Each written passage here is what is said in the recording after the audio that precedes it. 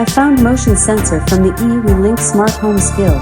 To set up a routine triggered by motion sensor, go to the device detail page in the Alexa app.